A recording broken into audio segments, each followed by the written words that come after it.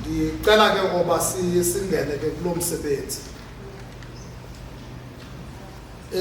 Njengoba ndisendisitsho ke kwibrief yam nomfundisi ucelile oba ndihlakulele ezinto endizibhale ngesilungu kodwa ndingazithetha ngesiXhosa kodwa ezinye ke zilikhulu esiXhoseni mane ke ndityapha esilungwini.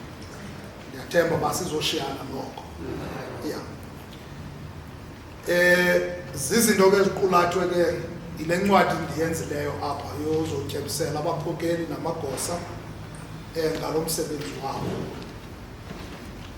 Umntu ke oyawubuza uba ezi zinto uzawuzithetha uyazazi, mandikhuphe ke ne-disclaimer yoba ndikhulele apha ecaweni yethu. Andinguye laa mntu usuke eManyuwele. Xa kuthethwa ngam phaa ecaweni yasekhaya kuthiwa siyamazi umntana walapha lo. So ndikhulele apha ecaweni yethu futhi ndibe nethamsanqa lokukhulela kubantu abakhulu ababeyithanda icawa yabo basiqeqesha kuyo. Kaba andilungi ncam kule cawa ikhoyo ngoku kuba inezinto ezahlukileyo kakhulu kule cawa ndandiqeqeshelwe kuyo. Ndathabatha inxaxheba kuyo ndike ndaba nguye umkhokeli.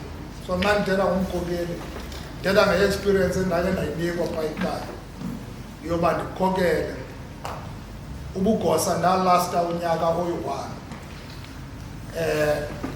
ndaphuma kubo ubugosa. Hayi kakubi ngenxa yoba ngeli xesha umntu sele ufundela ubufundisi besele zininzi ezinye indawo akhwayithwa kuzo.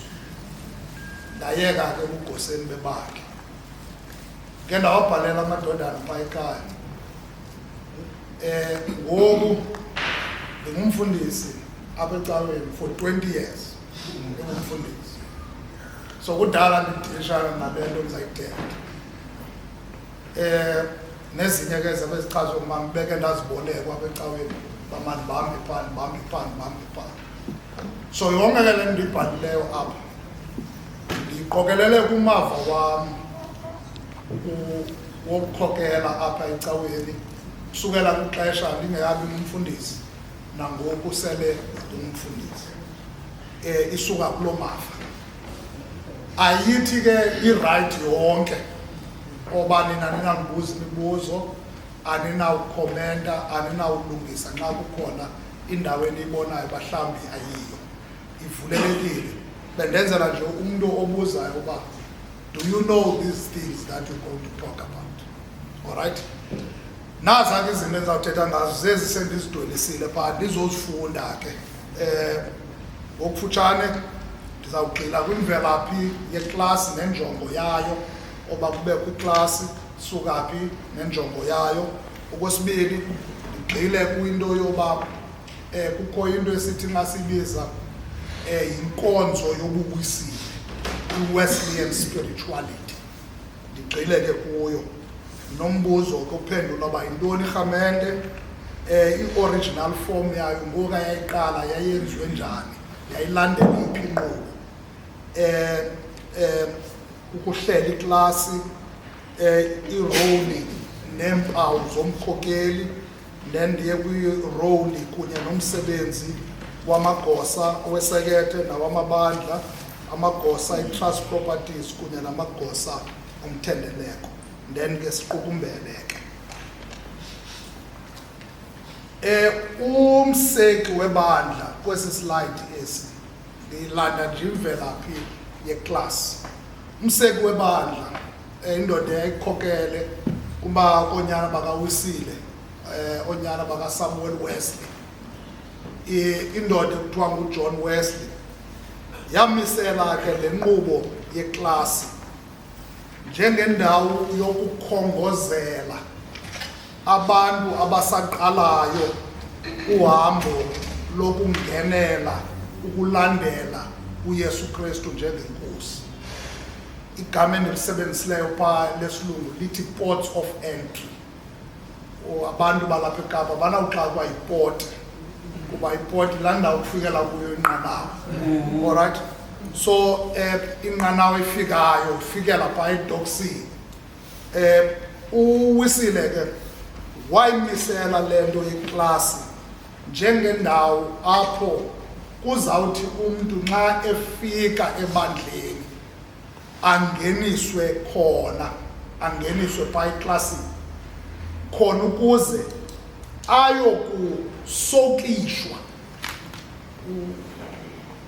Unkosikazi uke waqaphela ihempe yam ezimhlophe, ngangathi ihempe yam ngathi inye, ihempe zam ezimhlophe oba zinako ungabi mhlophe ncam.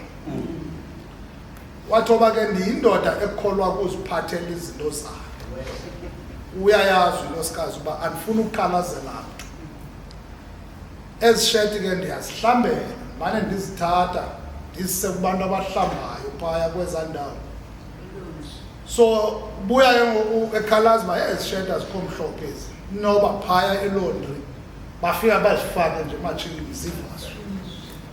Wandifundisa ke into yoba ukwe uzifake emanzini uze nento ekuthiwa i-bicarbonate of soda uyithi fafafa maphezu kwazo, ugalele isepha uziyeke phaya emanzini phambi koba uzihlambe. Ndabona uba le nto kankosikazi iyasebenza. Iisheti zam ziphuma zimhlophe qhwa emveni koba zibuye kulaa msonko. uWesley ke wayethi irhamente le iklasi le masiyisebenzisele okokuba ibe yindawo yokusokisha abantu abavela ehlabathini phambi koba benziwa amalungu aphilileyo ebandla, bake siqiniseke oba basokishiwe phaa eklasini, balungiswe, balungiselelwe oba benziwe amalungu ebandla. Yabona njengoba ndimamele nje apha ngoku, ingxaki esikuyo siyicayo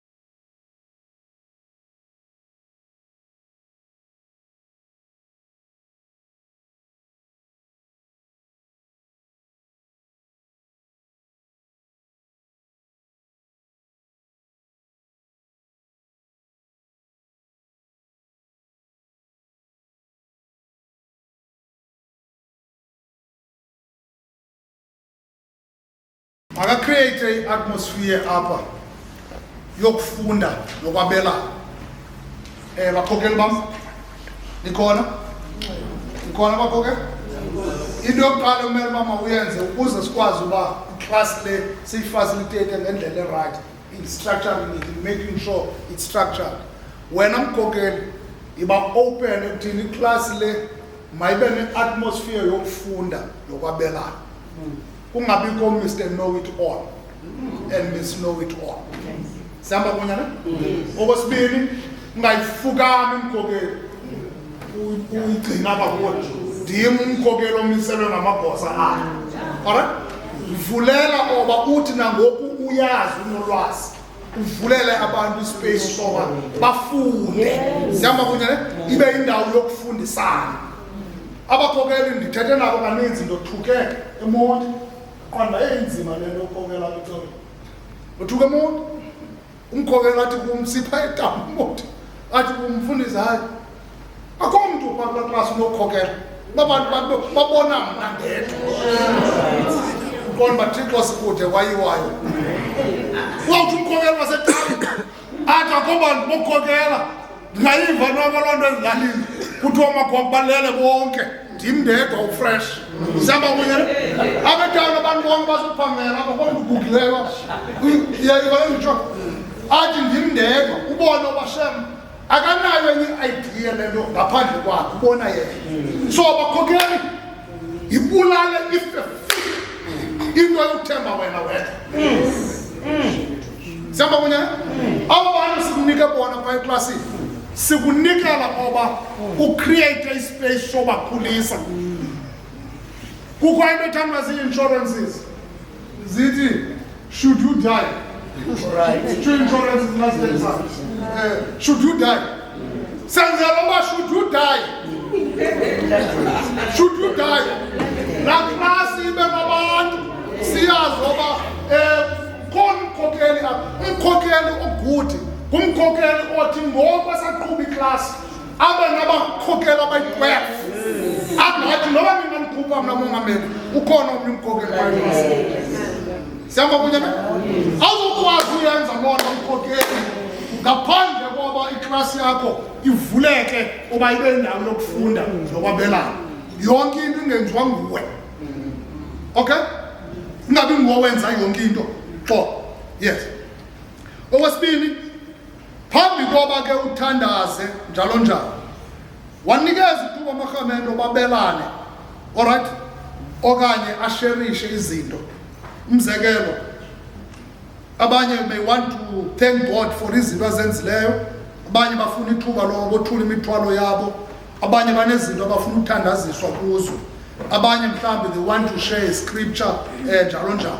Xa umkhokeli livule lo thuba phambi koba kuqalwe to check your members oba beninqwenela uba zintoni beninqwenela uba sabelane ngazo. Alright? I've emphasized the issue of accountability. I'm not going to go back to that. I've emphasized the issue of mutual support. Very important as well.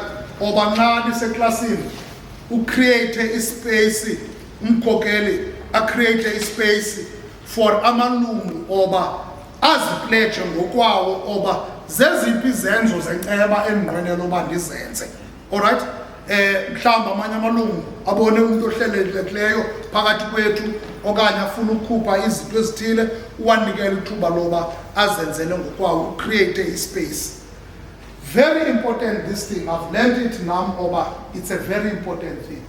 Oba nxa sivala iclass, let's ensure always that we close it with a bonding session. Noba kwenziwe ithi esithe masize nayo sonke, kodwa mayibe khona ixesha lofellowship apha eklasini, so that at the end of it all create an atmosphere yoba iclass le ibe ngathi yifamily. Sihamba kunye ne? Kuzoba khona ukukhululeka nokuba free phakathi kwethu njengamalungu aphaya eklasini. Alright? The next slide ayonto ininzi phaya kuzo, ukugibisela nje ii-ideas zezinto esinozenza xa siseklasini. Andizokuya ngamandla bazali qiniseke umfundisi uzaninika notes nikwazi oba nani nifunde oba nazi ezinye zezinto esinozenza xa siseklasini ukufunda ngobulungu uthetha uthini ubani ilungu uthetha uthini ukuthandaza ufunda isibhalo esingcwele njalo njalo. Very important. I want to say this. Ezinye izinto umkhokeli apha phakathi kwenu aninaso isakhono kule 12 niyiwa apha eklasini yoba nizenze ngokwenu. Ninako ukhangela umuntu nakwenye iklasi okanye esosayitini ucelwe igosa sicela ukuze manje sifuna ukuzosicacisela apha eklasini oba xa sinikele imali ke ngoku yangakuni sayithandazela yabapha kuni iyayeka ke ngokuba umnikelo ibe sezandleni zamagosa andithi iba yifund ufuneka uyobhatala izinto zecawa iyayeka uba umnikelo ngokusuka kuthi ithandazela yawufika phaa ezandleni zamagosa iyifund funeka yenze imisebenzi sihamba kunye xa seniyifumene ngokuyifund what do you do with it? Abanye abantu benganikeli nje caweni bacinga yonke imali enikelwa iya kudlamini. Xa babona udlamini ethenga ibhruku entsha nemoto entsha abe yi-suspect. Sihamba kunye those are the things ekufuneka ngoku sifundisene phaa erhamenteni. So kakubize umuntu okwaziyo ozawukwazi usicacisela uba emveni koba siyenzile imisebenzi uthini abantu bakhe bazocaciselwa. Abanye abayazi manje basidibena apha nje sisebenza umbane laa mbane uzawubhatala xa siyobhatala City of Cape Town okanye ngaEskom akwaziwa gama lacala. Sihamba kunye. So you need to explain ezo zinto. Kwezinye zizinto ezidibene nespirituality sethu. Mkhokeli manje ndizafuna ukuze ubize nje omnye umntu noba ngumshumayeli noba ngubani umbize nje azonicacisela uba ukholo nento kuthiwa ukholo yintoni. Uyeba azonenzela iBible study njalo njalo. Zininzi izinto esinozenza phaa erhamenteni ezinokusikhulisa siyirhamente. Naza ezinye zazo ke ndizibhalile phaa bazali. Alright?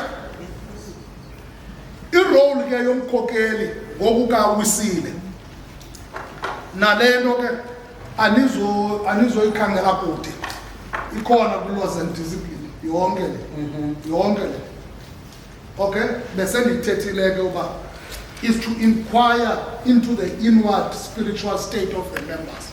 Bese ndiyigxininisile is to inquire into the outward life of each member. Nayo thatha phaa ku-laws and discipline injeya. To advise, reprove, comfort or exhort as the occasion may require.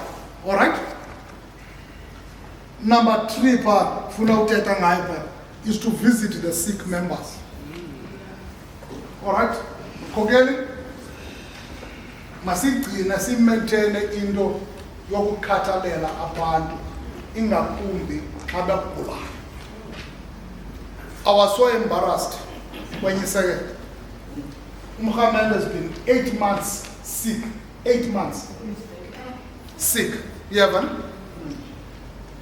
Ngoku kuvalwa khona. Yayazi ukhona sithanda umvala kwesithuba sisondela ko-August September. Kuvalwa khona ngoku. Umkhokeli uphepha sinhlolo ba iklasi yakhe ayikabi kakuhle.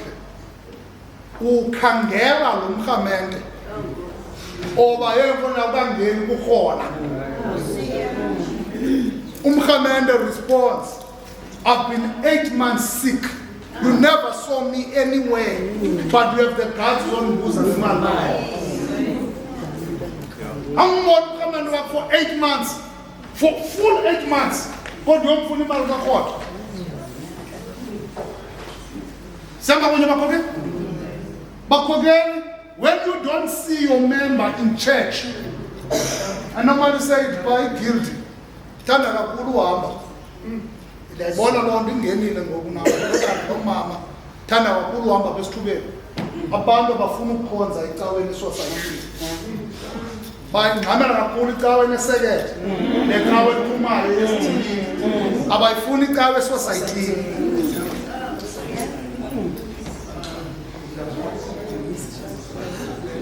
Now, ndiqabela phaa iginti ndithi ke nxa ndicacisa abantwana bam into yokuqala nje angekho uhambe apho ubheke ngapha ibongani ubheke ngapha ungamripotelanga umkhokeli wakho. Xa ungazobakho ecaweni ngecawa you tell your leader umkhokeli wakho ayazi uba andizobakho ecaweni. Nanxa ndingazobakho eklasini, I report to my class leader. Nanxa ndingazobakho ecaweni, I report to my class leader. Nanxa kunikelwa ndingakwazanga unikela, I report to my class leader. Sihamba kunye na? Mkhokeli ke ahlale nami akandibone ecaweni, andikho ecaweni, angandikhangeli nondikhangela. Sihamba kunye bakhokeli? Yayibulala icawa lo. Uthi phambi koba uyomazisa umfundisi oba kukubani nobani ogulayo, ube wena mkhokeli uke wayemvelela. Uwe umfundisi wokuqala kula mrhamente.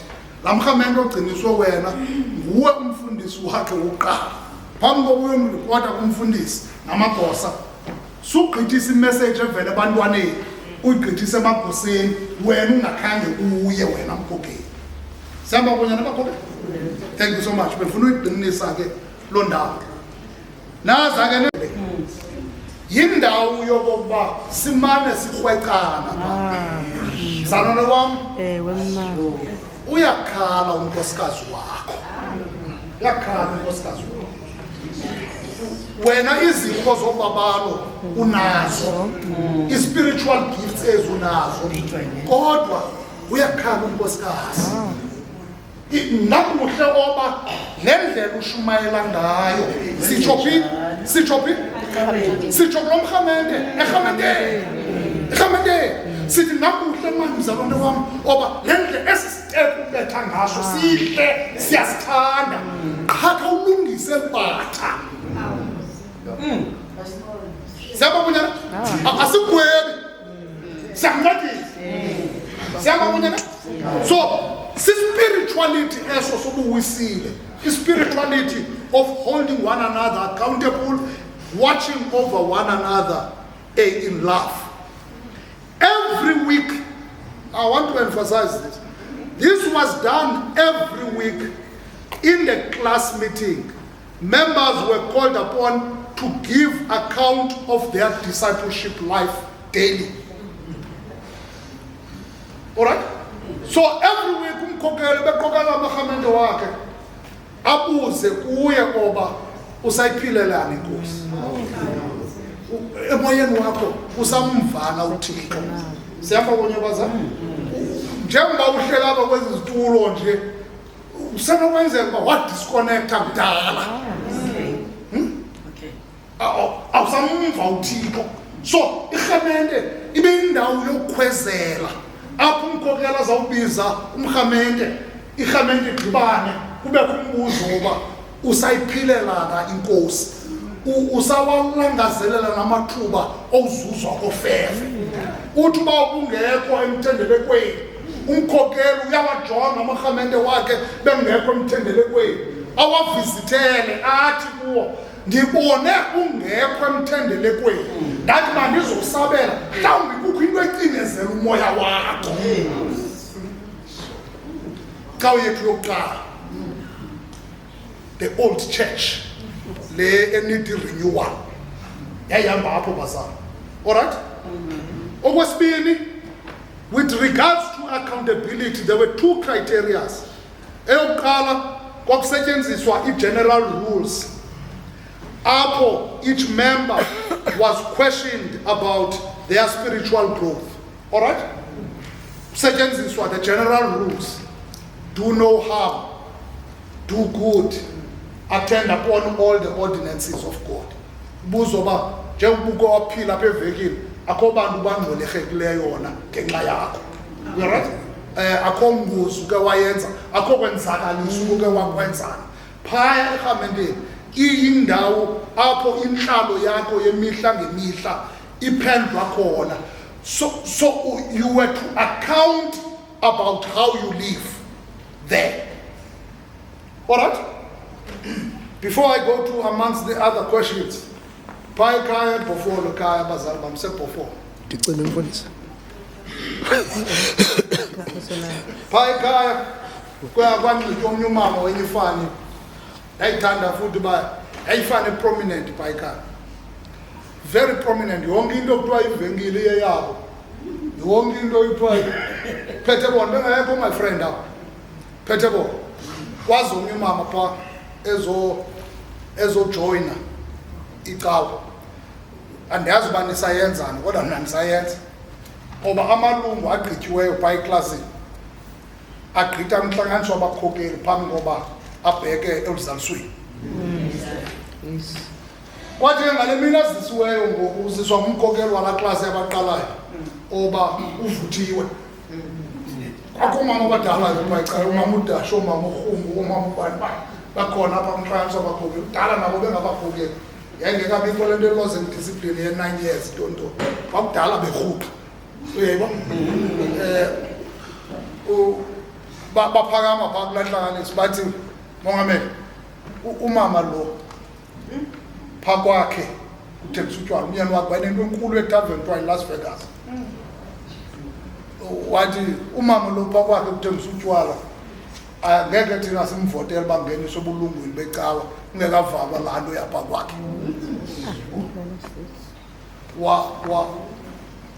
Yathethwa le nto bemithingi hayi kuthengiswa ngumyeni wakhe. Hayi Mongameli, xa kuthengiswa ngumyeni wakhe urayithi kanye sithuma yena kuye ukuze asipruvele uba uredi uba ngumdisipile kaYesu makayovalisa umyeni wakhe laa nto yotywala. Abantwana bethu baswelekela phaa kwakhe. Amama wemkapha ndiyambona phaa ekhaya bunxiba iyunifomu emhlophe enenqwazi omhlophe nezipece ezimnyama ngathi Presbyterian. Wemkazange asepthwe kwi-leaders meeting, wahamba wongena icawa yakokwabo kuba lena yayasemzini wakhe. Wongena yakokwabo icawa evalwe ngabakhokeli abanenyani abathi asinakunika ubulungu bethu becawa apha, abantwana bethu bebhubhela kwakho.